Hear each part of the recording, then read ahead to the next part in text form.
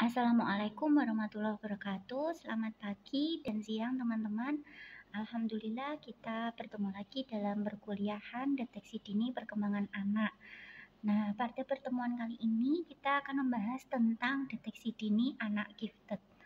Nah, untuk mempersingkat waktu, kita langsung saja ya bahas terkait dengan perkembangan, kemudian definisi, dan terakhir adalah ciri-ciri dan cara deteksi dininya bagaimana. Nah, yang pertama kita bahas tentang perkembangan gifted dulu. Nah, pada tahun 1960 ini nampak ya kecenderungan untuk memberikan arti yang lebih luas pada konsep giftedness yang dimana konsep giftedness ini harus ditinjau secara multidimensional. Maksudnya adalah ditinjau secara multidimensional ini kita perlu memberikan penilaian yang meliputi bermacam-macam dimensi kemampuan dan prestasi anak. Nah, ini menyebabkan karena penilaian yang multidimensional ini akan menyebabkan adanya kemunculan aneka ragam istilah anak yang mempunyai kemampuan unggul tersebut seperti the superior and talented, kemudian the able and ambitious, kemudian the able learner, kemudian the academical talented, dan lain sebagainya. Nah, itu pada tahun 1960. Nah, selanjutnya pada tahun awal abad ke-20 ya, di mana sekitar tahun ke-2000-an ini muncul tes inteligensi yang mengalami perkembangan yang cepat dan di mana orang mulai memperhatikan perbedaan-perbedaan individual dalam kemampuan dan prestasi. Nah, sehingga karena perkembangan tes inteligensi ini, anak gifted ini diartikan sebagai anak yang memiliki IQ yang sangat tinggi atau IQ yang superior. Nah, IQ dipandangan dalam hal ini adalah sebagai satu-satunya patokan dari giftedness. Jadi anak yang gifted itu harus memiliki IQ yang sangat tinggi dulu. Nah, seperti itu. Nah, ini merupakan pendekatan dari unidimensional, beda sama tadi ya pendekatan multidimensional. Nah, kalau multidimensional itu menggunakan beberapa bisa artinya sangat luas. Jadi ada meliputi beberapa macam dimensi kemampuan dan prestasi yang bisa dialami oleh anak gifted. Tetapi pada pendekatan unidimensional ini, anak yang giftedness ini harus memiliki IQ yang sangat tinggi. Nah, istilah pada awal abad ke-20 ini, istilah gifted child ini menjadi sinonim dengan anak dengan IQ tinggi karena dianggap anak gifted itu harus memenuhi syarat punya IQ yang super tinggi, makanya anak-anak yang dikategorikan giftedness ini sering dijuluki sebagai anak-anak yang memang memiliki IQ yang sangat tinggi atau masuk kepada kategori superior. Setelah kita bahas tentang perkembangan, kita bahas juga terkait dengan pengertian atau definisi gifted.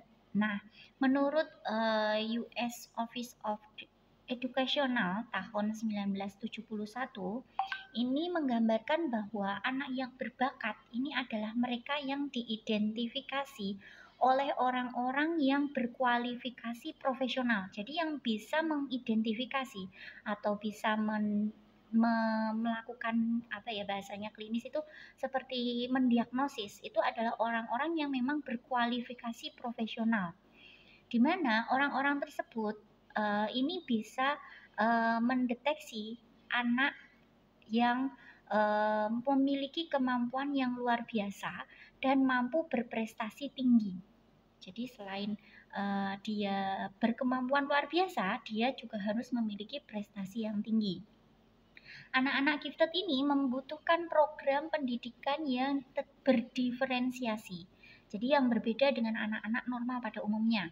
dan atau pelayanan di luar jangkauan program sekolah yang biasa. Jadi adanya pelayanan yang di luar pelayanan reguler yang biasa diberikan pada anak-anak normal. Nah, pelayanan ini digunakan untuk mewujudkan sumbangannya terhadap diri sendiri maupun terhadap masyarakat. Jadi, ini untuk memfasilitasi kebutuhan-kebutuhan yang ada pada diri anak tersebut, anak gifted tadi. Kemampuan-kemampuan pada anak berbakat tersebut ini baik secara potensial maupun yang sudah nyata nampak. Jadi kemampuan-kemampuan yang ditunjukkan ini baik dalam bentuk potensial yang perlu diasah, tapi juga ada yang bentuknya sudah nyata. Nah, keuntungan dari definisi dari US Office of Education tersebut adalah ada beberapa poin yang telah ditekankan. Ada 2 poin yang ditekankan, yaitu yang pertama adalah menekankan pada multidimensionalitas dan dari konsep anak berbakat. Jadi pada definisi ini menggunakan multidimensional yang kita bisa lihat dari definisinya, yaitu memiliki kemampuan luar biasa dan juga berprestasi tinggi. Jadi anak gifted itu dianggap gifted ketika dia punya kemampuan yang luar biasa, tidak hanya dalam segi IQ saja, tapi juga berprestasi. Nah, seperti itu. Ini penekanan yang pertama. Sedangkan penekanan yang kedua adalah menekankan bahwa bakat-bakat kemampuan pada anak tersebut bisa secara potensial dimiliki atau bisa pula sudah berwujud nyata.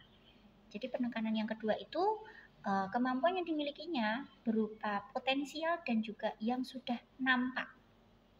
Nah, itu keunggulan dari definisi dari US Office of Educational. Nah, menurut Renzulli tahun 1981, ini berdasarkan hasil-hasil penelitian yang dilakukannya dengan teman-temannya, ini menyimpulkan bahwa keberbakatan pada hakikatnya mencakup tiga kelompok ciri. Yaitu yang pertama adalah kemampuan di atas rata-rata. Jadi kemampuan yang dimiliki anak tersebut itu di atas rata-rata dan bisa diartikan lebih pada anak-anak normal pada umumnya. Selain itu ada kelompok yang kedua, yaitu kreativitas. Anak-anak yang berbakat ini memiliki kreativitas dibandingkan anak-anak yang lain. Kemudian yang ketiga adalah pengikatan diri atau tanggung jawab terhadap tugas.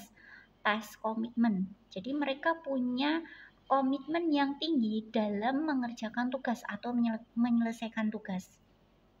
Nah, masing-masing ciri ini memiliki peran yang sama-sama menentukan. Jadi mereka punya peran untuk menjadikan anak tersebut berprestasi dan memiliki kemampuan yang luar biasa.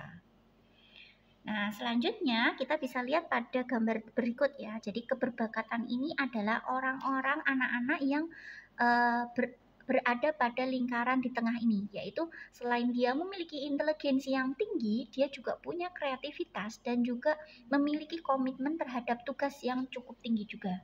Jadi anak memiliki anak berbakat ini adalah anak yang memiliki ketiga ciri ini, yang letaknya ini ada di sini.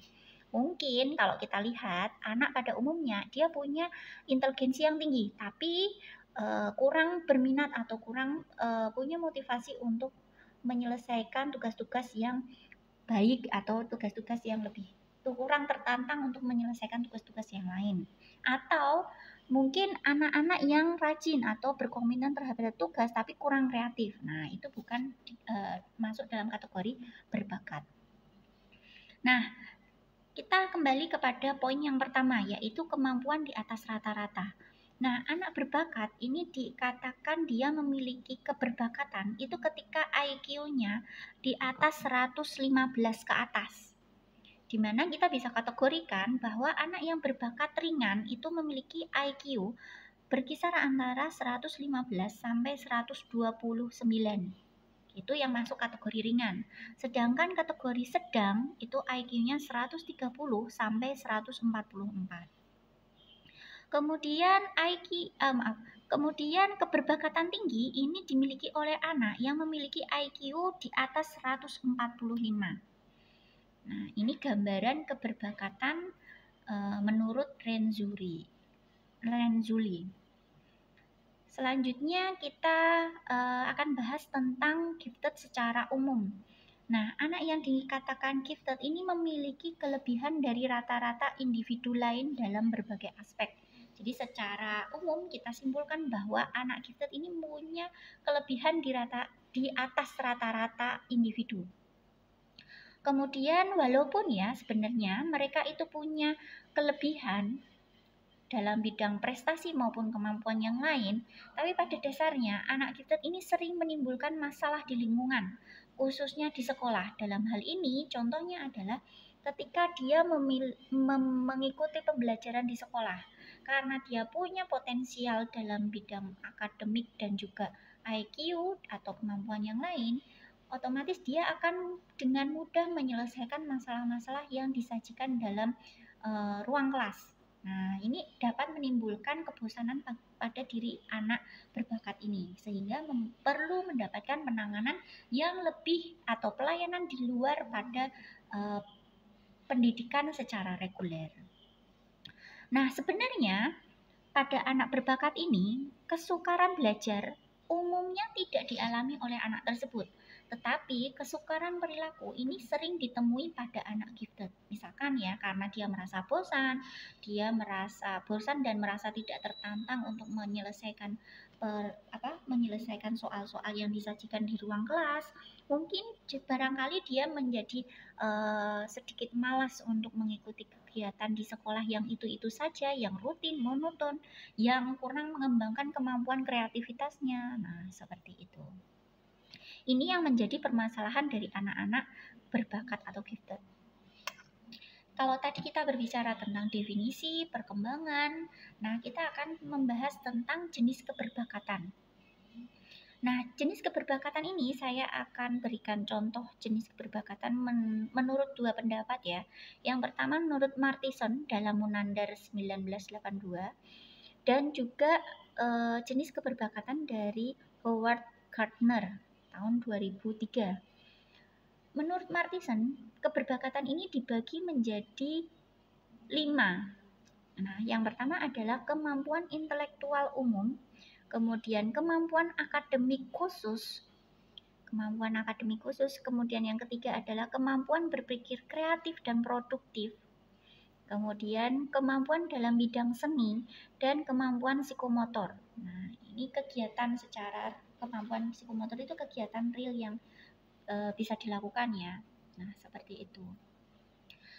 Kemudian menurut Howard Gardner, ini jenis keberbakatan. Keberbakatan ini dibagi menjadi kecerdasan macam-macam. Yang pertama adalah kecerdasan linguistik, kecerdasan logika matematika, kecerdasan ruang atau visual spasial, kemudian kecerdasan musik, kecerdasan gerakan badan, kecerdasan naturalis. Nah, biasanya anak-anak yang memiliki kecerdasan naturalis, dia akan mudah menyerap pembelajaran atau materi yang ada kaitannya dengan hewan, tumbuhan, atau hal-hal yang ada kaitannya dengan alam. Nah, seperti itu. Kemudian selanjutnya adalah kecerdasan antar pribadi. Dan terakhir adalah kecerdasan intrapribadi. Nah, biasanya anak-anak yang memiliki kecerdasan antar pribadi dan intrapribadi ini, dia memiliki emotional quotient yang cukup tinggi di atas rata-rata. Seperti itu.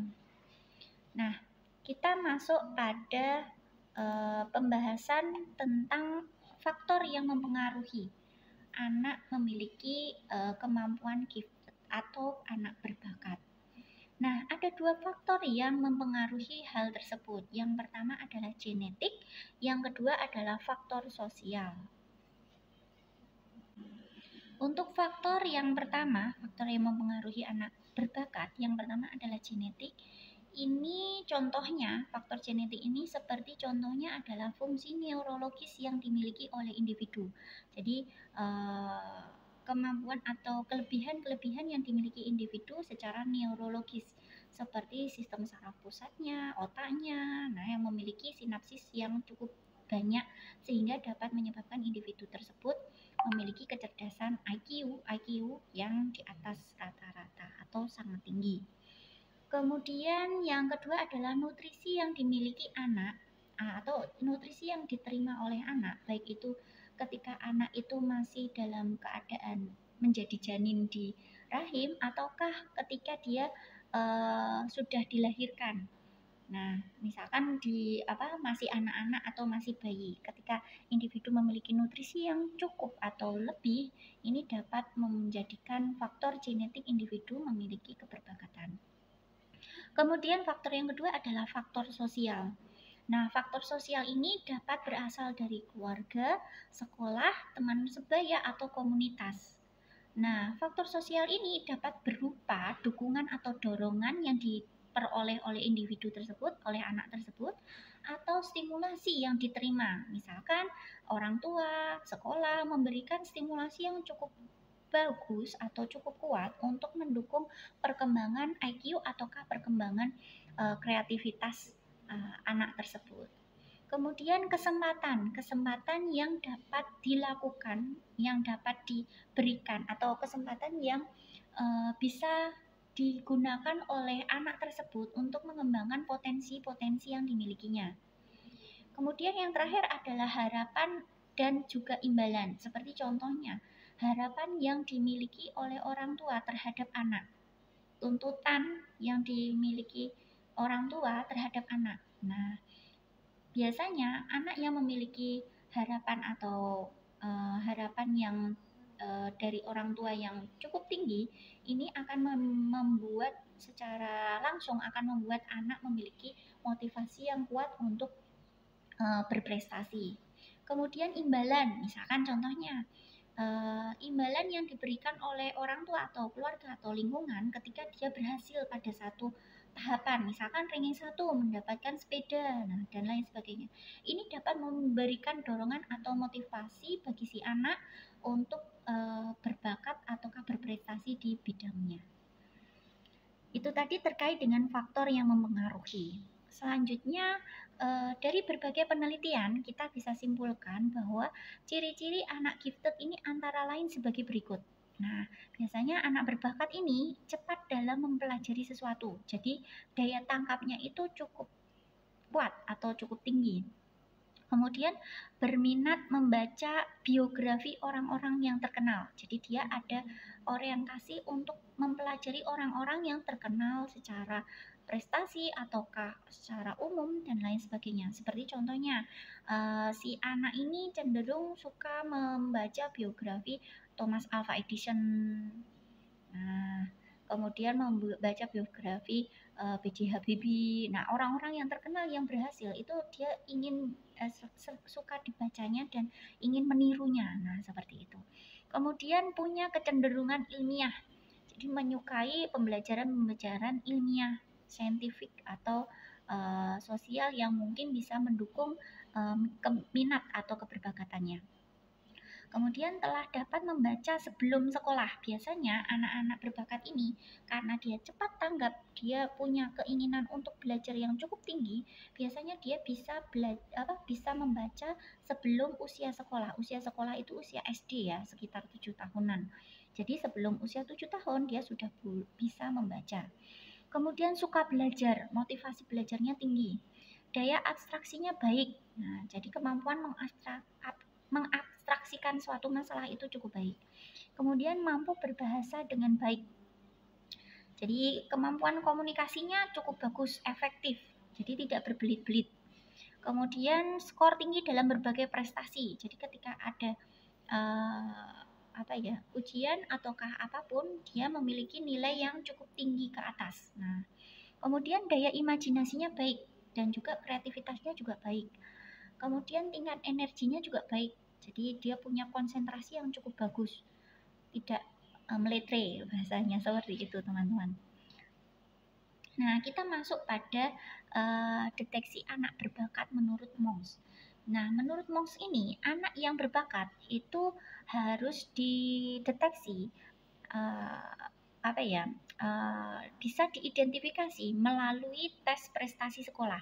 Jadi dari hasil pembelajaran di sekolah itu menunjukkan nilai yang cukup tinggi. Kemudian dari tes kemampuan, kemudian tes kemampuan ini bisa meliputi kemampuan-kemampuan yang melibatkan inteligensi ya teman-teman ya, kemampuan performance, kemampuan verbal, dan lain sebagainya. Kemudian yang ketiga, tes inteligensi secara umum maupun secara khusus. Kemudian tes kreativitas. Nah, ini mungkin bisa digunakan tes figural dan lain sebagainya. Kemudian perbedaan profil inteligensi prestasi sekolah. Jadi anak yang berbakat ini bisa kita lihat dari profil inteligensinya dan juga prestasi yang dia peroleh. Jadi menyesuaikan atau tidak, seperti itu. Kemudian dari analisis portofolio, dokumen pribadi. Nah, atau laporan perkembangan anak yang menunjukkan anak tersebut itu kompetitif. Seperti itu. Kemudian prestasi di luar sekolah. Selain prestasi di sekolah, anak kita ini juga bisa dimungkinkan memiliki prestasi di luar sekolah. Misalkan prestasi kejuaraan olahraga, kejuaraan bela diri, seperti itu. Kemudian karakteristik kepribadian non-kognitif. Biasanya dia memiliki konsep diri yang positif, gaya belajar. Nah, ini perlu kita identifikasi ya anak-anak berbakat ini, gaya belajarnya seperti apa yang sesuai. Kemudian kecemasan, memiliki kecemasan atau tidak, motivasi prestasinya seperti apa.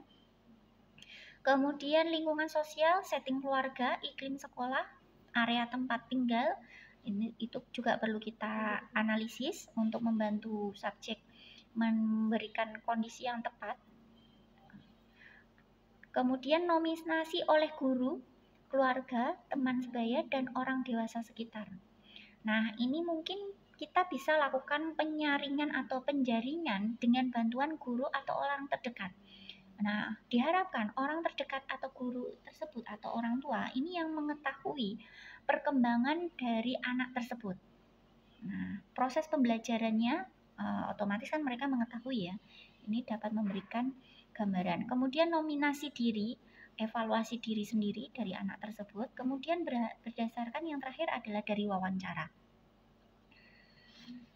Selanjutnya kita perlu membedakan deteksi anak berbakat ya. Melalui dua proses. Yang pertama adalah penjaringan, yang ketiga adalah penyaringan. Yang pertama adalah penjaringan. Ini kita bisa gunakan metode majemuk. Kita bisa lakukan pada secara klasikal terhadap semua anak pada suatu kelas atau satu sekolah, itu kita bisa lakukan. Nah, dari metode majemuk ini kita bisa lakukan melalui tes IQ kelompok. Jadi kita jaring IQ anak mana yang memiliki kategori tinggi atau sangat tinggi. Kemudian dari tes prestasi, mana yang memperoleh prestasi yang tinggi. Kemudian dari nominasi yang mungkin disampaikan atau disebutkan oleh guru dan juga nominasi teman. Kemudian dari profil data anak, kemudian dari informasi orang tua dan lain sebagainya. Nah, dari sini ini beberapa metode-metode ini kita bisa lakukan dalam proses proses tahap penjaringan. Setelah tahap penjaringan, kita perlu lakukan tahap selanjutnya, penyaringan, untuk benar-benar menggali tentang individu yang anak tersebut yang telah menjalani proses penjaringan. Misalkan dari proses penjaringan dari satu kelas itu didapatkan 1-2 orang yang diidentifikasi memiliki merupakan anak berbakat. Nah, selanjutnya kita bisa lakukan penyaringan untuk menganalisis lebih jauh atau untuk memberikan deteksi secara rinci. Nah, kita bisa gunakan tes IQ individual, kemudian tes kreativitas, dan tes komitmen. Nah, kita akan bahas satu persatu. Nah, ini merupakan contoh instrumen tes berbakat atau dalam bidang kemampuan intelektual tadi ya. Yang pertama, ini menurut Renzuri tadi, karena kan ada 3 ya, kemampuan intelektual, kemudian kreativitas, dan yang terakhir adalah tes komitmen. Yang pertama adalah intelektual. Nah, untuk anak setara SD, nah ini kita bisa gunakan penjaringan tahap penjaringan dengan CPM. CPM-nya Sudah tahu kan ya teman-teman? Saya harap sudah tahu. Kemudian pada proses penyaringan kita bisa gunakan alat ukur yang lebih individual untuk menggali potensi. Kita bisa gunakan WISC atau BINE atau SEVIT atau SEVIT skala 2A atau 2B. Nah, itu kita bisa gunakan untuk tahap penyaringan. Sedangkan pada anak yang sudah masuk pada bangku kuliah SMP, kita bisa gunakan penjaringan. Pada saat tahap penjaringan kita bisa gunakan SPM, Spearman Progressive Metric, untuk mendapatkan IQ secara umum. Kemudian untuk tahap penyaringan kita bisa gunakan WISC, SEVIT. Nah, itu kita bisa gunakan untuk mendeteksi anak berbakat. Sedangkan pada anak yang sudah pada usia SMA atau MA, kita bisa gunakan pada tahap penjaringan SEVIT 3A 3B. Kemudian pada tahap penyaringan kita bisa gunakan WISC untuk menggali tentang tes kemampuan dan juga IQ-nya secara umum melalui WISC itu tadi. Wechsler Adult Intelligence Scale atau Intelligence Structure Test. Karena ini sudah masuk pada anak-anak remaja ke atas ya, jadi kita bisa sarankan gunakan WISC bukan WISC. Kalau WISC itu kan untuk anak-anak. Selanjutnya kategori anak dikatakan anak berbakat itu adalah menurut SEVIT itu kita harus menggunakan minimal adalah very superior. Very superior itu berkisar antara 130 ke atas. Jadi nominal IQ minimalnya itu 130. Sedangkan kalau CPM kita gunakan grade yang 1. Grade yang 1 itu persentilnya 95. Kemudian kalau kita gunakan tes BINE, minimal itu adalah IQ-nya very superior, yaitu 140. Kemudian kalau kita gunakan WISC atau WISE, itu kategorinya minimal adalah very superior, yaitu 130. Kemudian yang terakhir IST, mungkin kita bisa gunakan ya IST. Ini bisa digunakan pada anak usia SMA, bisa gunakan IST. Minimal IQ-nya adalah 130 atau very superior. Nah, kalau tadi tentang tes inteligensi, kemampuan intelektual, kemudian instrumen deteksi berbakat yang kedua adalah kreativitas. Kreativitas kita bisa gali dengan menggunakan tes kreativitas pada anak usia SD, yaitu tes figural, tes kreativitas figural yang disusun oleh Utami Munandar. Kemudian pada bangku SMP kita bisa gunakan tes kreativitas verbal dan tes kreativitas figural juga.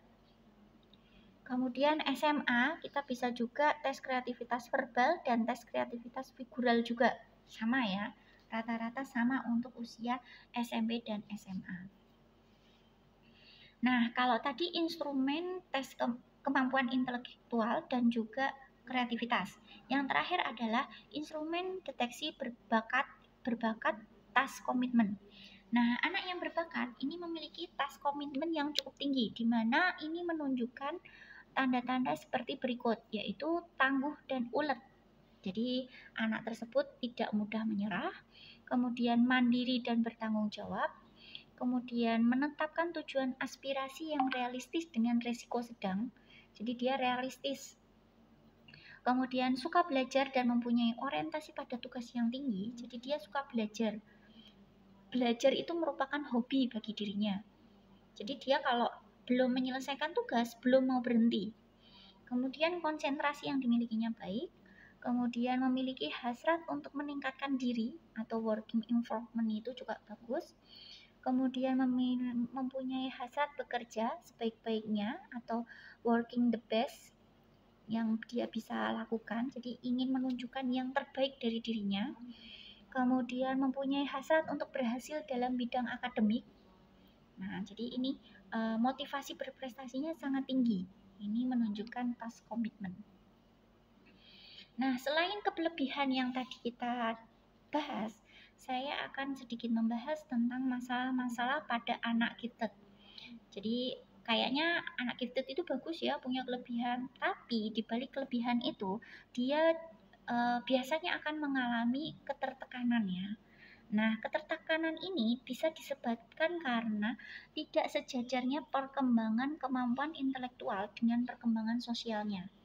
Jadi biasanya anak-anak yang berbakat ini dia merasa bosan dengan teman-temannya yang hanya bisa menyelesaikan permasalahan secara normal. Karena dia memiliki kebutuhan yang lebih bila dibandingkan anak-anak normal untuk mengembangkan keterampilannya, mengembangkan kreativitasnya seperti itu. Kemudian biasanya anak-anak gifted ini atau berbakat ini di sekolah biasanya lebih suka bermain dengan anak kelas di bawahnya. Karena dianggap dia bisa anak-anak kelas di bawah ini lebih memahami, mengerti, lebih merasa apa ya? Dia merasa diterima. Karena dia merasa diterima, jadi lebih suka bermain dengan anak-anak di bawahnya. Kemudian anak-anak tersebut, anak berbakat ini sering bosan dengan pembelajaran di kelas yang dirasa sudah bisa atau menguasai. Karena merasa tidak tertantang, jadi mereka bosan. Sehingga sering mengganggu anak lain. Nah, ini yang menjadi permasalahan. Kemudian memerlukan kelas khusus atau lompat kelas atau akselerasi. Nah, ini untuk memfasilitasi potensi-potensi dan prestasi yang dimilikinya. Jika tidak ada kelas khusus, ini perlu adanya penambahan kegiatan yang sesuai dengan bakat dan hobi anak. Jadi, semisalnya dia belajar di sekolah yang tidak memfasilitasi lompat kelas atau akselerasi, ini si anak berbakat ini perlu mendapatkan penambahan kegiatan yang sesuai dengan hobinya atau sesuai dengan bakatnya. Nah, ini bisa digunakan sebagai sarana untuk memfasilitasi anak atau sarana memberikan kebutuhan yang lebih tadi bagi si anak tersebut. Nah, kita masuk pada pembahasan yang terakhir yaitu penanganan untuk anak berbakat. Seperti yang telah kita bahas tadi bahwa anak berbakat ini perlu mendapatkan penanganan khusus. Nah, penanganan khusus ini dapat berupa kelas khusus, misalkan kelas program khusus. Nah, kemudian penanganan yang lain itu berupa akselerasi atau pengayaan dalam keadaan ruang kelas reguler. Jadi perlu adanya pengayaan. Pengayaan ini seperti kegiatan di luar kegiatan jam reguler. Nah, ini untuk memfasilitasi kreativitas atau memfasilitasi imajinasi dari si anak berbakat tersebut. Kemudian kita bisa lakukan mentoring atau magang. Magang ini kita bisa berikan sebagai kegiatan untuk memfasilitasi supaya anak ini tidak bosan, supaya memberikan tantangan bagi si anak untuk mengembangkan kreativitas dan imajinasinya. Kemudian penanganan yang terakhir adalah adanya program pelayanan kerja atau studi atau masyarakat. Pelayanan masyarakat bagi anak-anak berbakat ini. Nah, itu tadi terkait dengan penanganan untuk anak berbakat. Ini referensinya teman-teman bisa simak ya pada referensi berikut ini untuk mendapatkan pembelajaran yang lebih atau materi yang lebih lengkap. Baik, itu saja yang mungkin bisa saya sampaikan. Kurang lebihnya saya mohon maaf. Terima kasih atas perhatiannya. Setelah ini kita bisa lanjutkan untuk diskusi tanya dan jawab. Oke, saya akhiri. Wassalamualaikum warahmatullahi wabarakatuh. Selamat pagi dan siang teman-teman. Selamat melanjutkan aktivitas. Terima kasih.